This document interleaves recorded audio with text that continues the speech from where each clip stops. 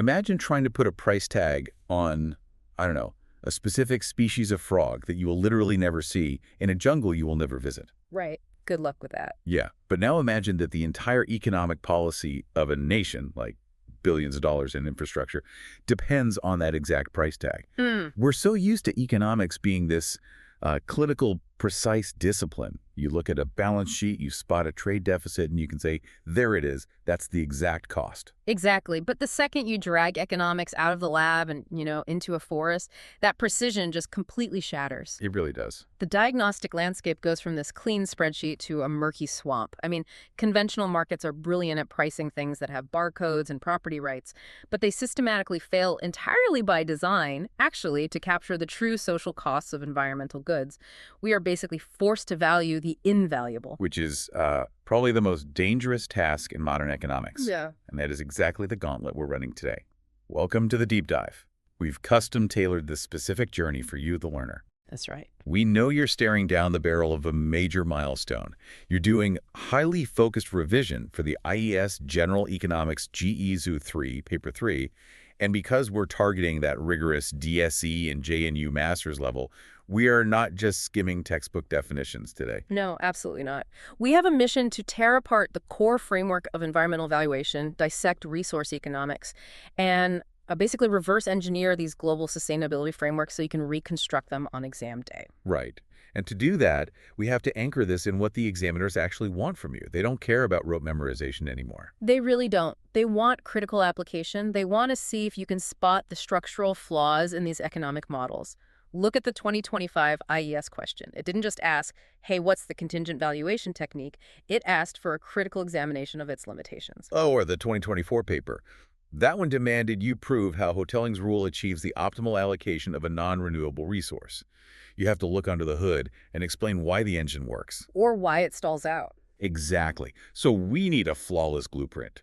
We are going to build this from the ground up, starting with the total economic value framework.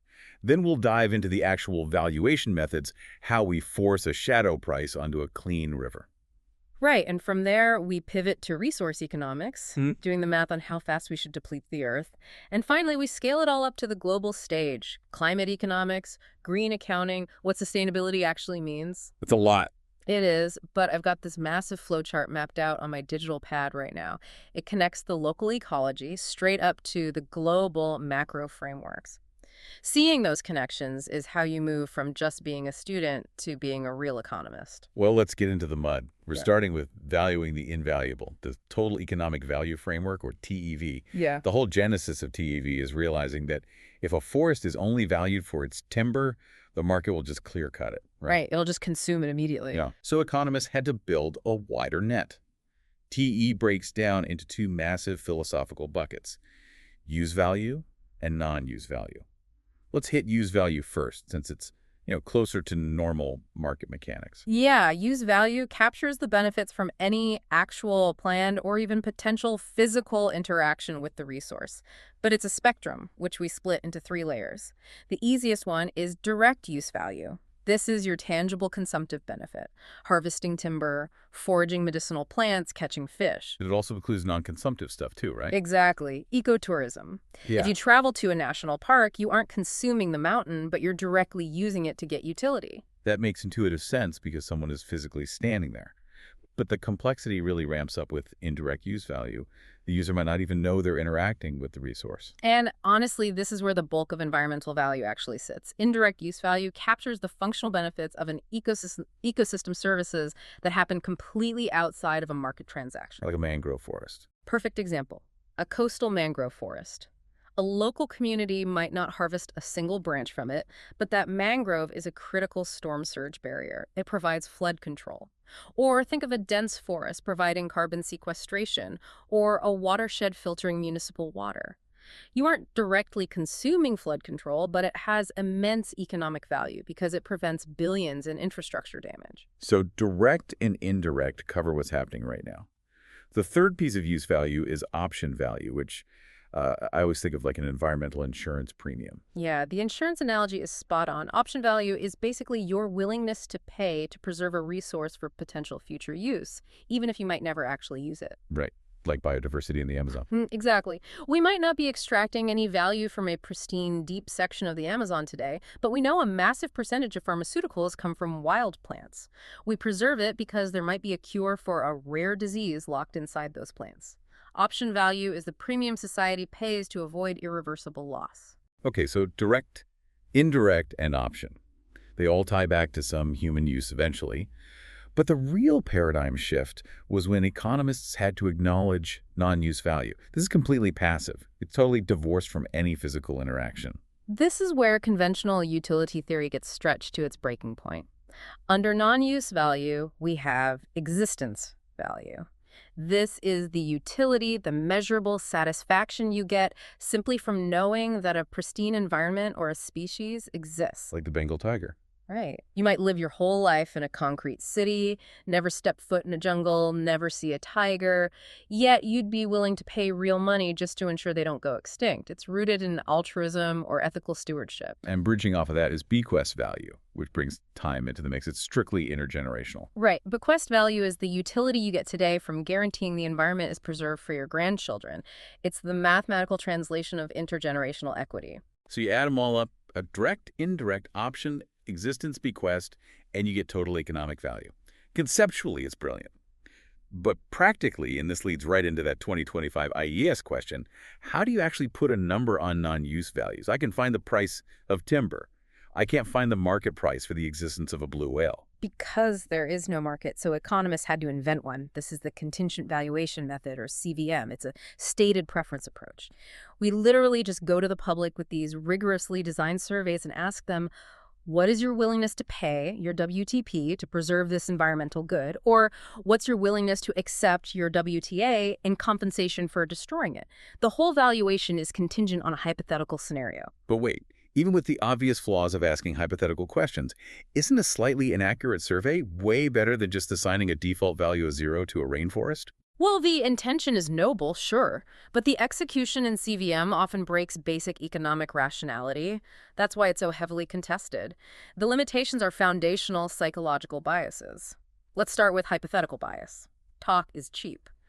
Because the scenario is imaginary and you aren't actually handing over cash right then, people systematically overstate their WTP. Right. If you ask me if I'd pay 1,000 rupees to save a local lake, I'll say yes because it feels good. It signals virtue. Exactly. But if I handed you a contract and demanded the 1,000 rupees right then, your behavior would slam right back into your actual budget constraints. You're capturing their aspiration, not their demand curve. Yeah.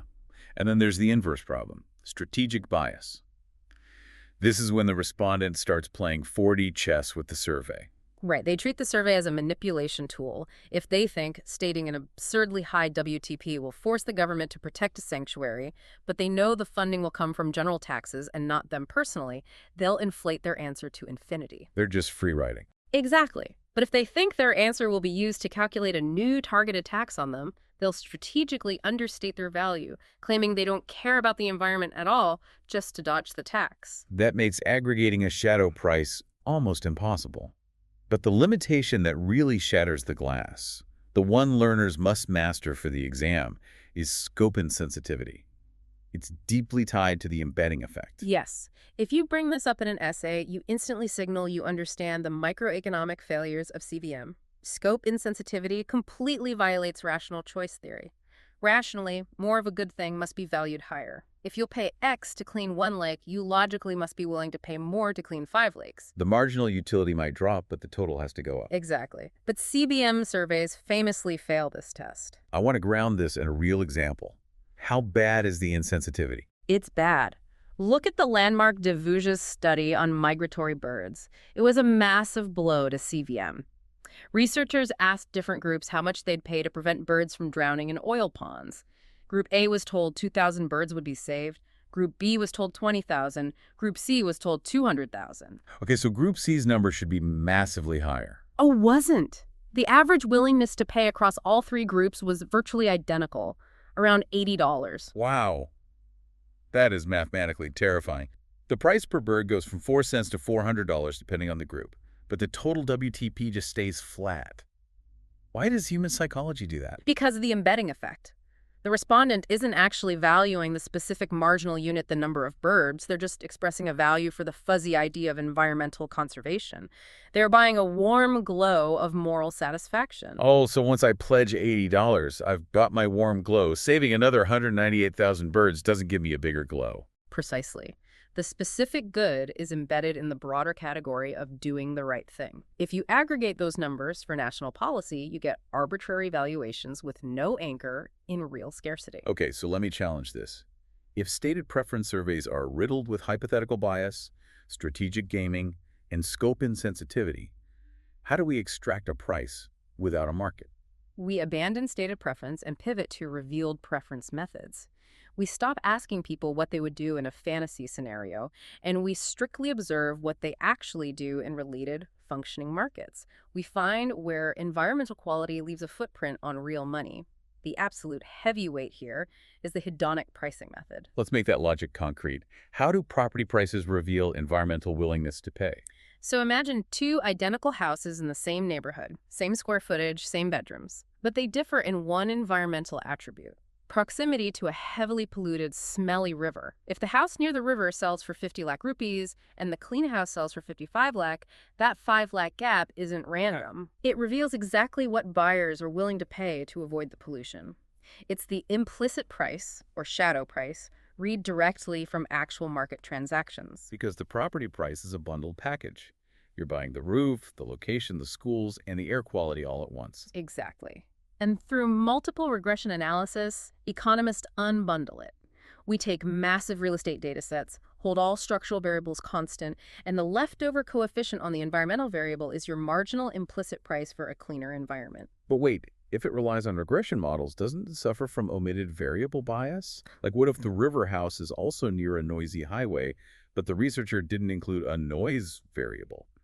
The model blames the entire price drop on the river. That is the exact vulnerability you need to highlight on the exam. It is fiercely vulnerable to omitted variable bias. Plus, it assumes a perfectly competitive market with complete information where buyers can easily move around. In reality, especially in developing economies, real estate is rigid and opaque. Right, if you can't easily move, your true WTP isn't captured. And we don't just use hedonic pricing for houses. We use it for human lives, right? The hedonic wage equation. Yeah, the exact same logic applies to labor. Workers demand a wage premium for dangerous or polluted jobs. Two identical workers, but one is at a safe desk and the other is on an offshore oil rig. The wage differential is the risk premium. It reveals the value the worker implicitly places on their own health. That's literally how governments calculate the value of a statistical life. It's a bit grim, but it's observable behavior. So let's hit the final revealed preference tool, the travel cost method, or TCM. This is used for recreational sites that don't have entry fees, right? Yes. The underlying premise is really elegant. The cost of traveling to a site acts as a proxy for the price of entry. Even if a national park is free, visiting isn't. You pay for fuel, maybe a hotel, and crucially, the opportunity cost of your time. Right. The 6 hours spent driving is time you could have spent working for a wage. Precisely. We survey visitors, map where they traveled from to create geographic zones, and calculate their travel and time costs. The further away they live, the higher their implied price. And we observe they visit less frequently. We graph that to get a downward sloping demand curve. The area under that curve is the consumer surplus, revealing the site's aggregate use value. But calculating the opportunity cost of time is notoriously messy. Like, what if someone genuinely enjoys the scenic drive to the park? Then the travel time isn't a cost, it's a benefit. And that's the Achilles heel of TCM.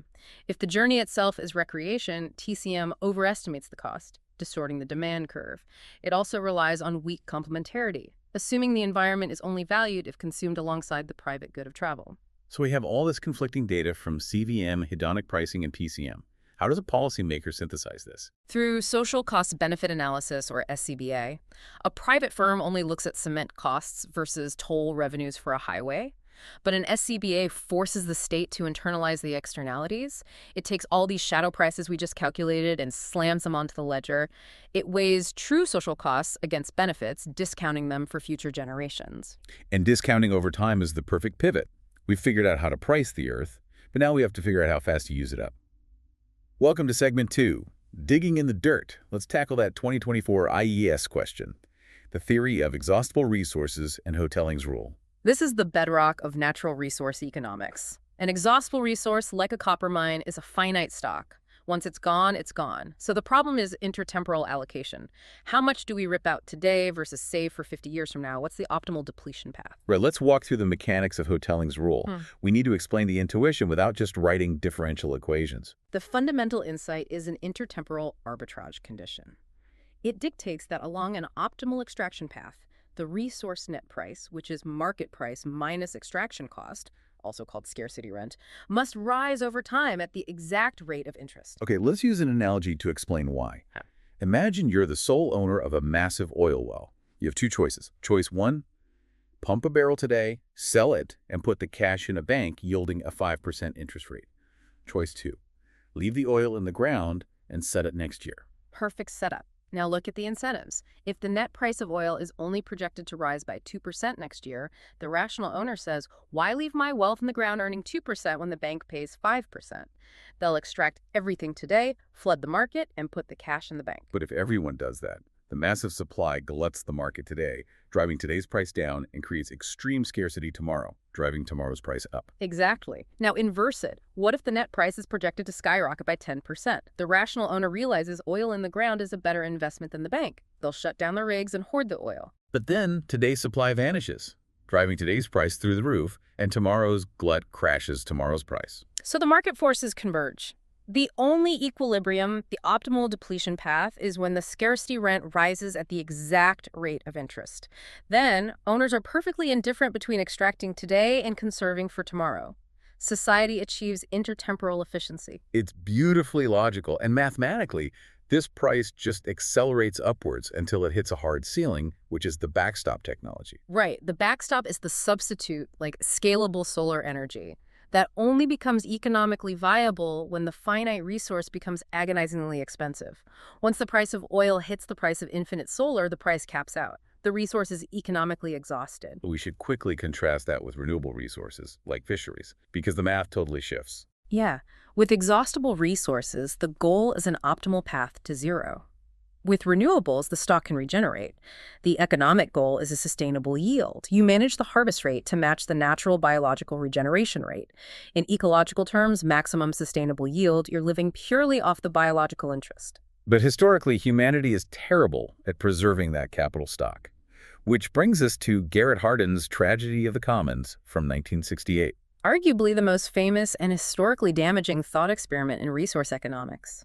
Hardin imagined a shared pasture, open to all herders. He argued every individual herder has a rational incentive to add one more cow. They get 100% of the benefit of the extra cow, but the cost of overgrazing is socialized among everyone. So everyone constantly adds cows until the pasture is destroyed. Rational individual optimization leads to collective ruin, and policymakers use this for decades to justify either pure privatization or heavy-handed state control. But Hardin was wrong, or at least his terminology was terribly sloppy. This is where Elinor Ostrom stepped in and won a Nobel Prize. Hardin completely conflated open access with a commons. That distinction changes everything about how we govern nature. Unpack that. An open access regime is a free-for-all. No rules, no boundaries, the high seas, the global atmosphere. In those scenarios, Hardin's tragedy is accurate. But a true commons, a common property resource, is shared property exclusively owned and managed by a defined community. Ostrom proved empirically that communities can self-govern shared resources through polycentric governance. They build trust and establish complex rules. But she had specific conditions for success, right? Yes, institutional design principles. First, clearly defined boundaries. You must know who has extraction rights and who is an outsider. Because if anyone can wander in, it collapses. Exactly. Second, rules must be congruent with local conditions. Third, active monitoring by people accountable to the community. And what about when someone breaks a rule? That's her famous principle, graduated sanctions. The first punishment for overharvesting isn't a bankrupting fine or exile. It's a mild reprimand. It assumes people make mistakes. But if repeated, sanctions escalate severely. It builds long-term compliance without fracturing the community. We have incredible Indian examples of this. Joint Forest Management, or JFM. The state partners with local villages, boundaries are strict, and the community gets usufruct rights, a share of the forest products. Because their survival is tied to the forest, they monitor it way better than state guards ever could. Or the traditional village tank systems in South India. Centuries-old earthen dams managed by local water user associations with complex, mutually agreed-upon rules. It proves the tragedy of the commons can be defeated structurally. Which is a perfect transition to segment 3, the global stage. We just talked about managing a village tank, but how do we govern the ultimate open access resource, the global atmosphere? The stakes reach their absolute zenith here. The atmosphere is currently an unpriced open access sink, a free dumping ground for greenhouse gases. The economic response to this market failure relies on calculating the social cost of carbon, or SCC. What exactly is the SEC mathematically? It's the monetized estimate of the long-term economic damage caused by emitting 1 additional ton of CO2 in a given year. It's generated using integrated assessment models, like Nordhaus's DIACE model. They map out the chain.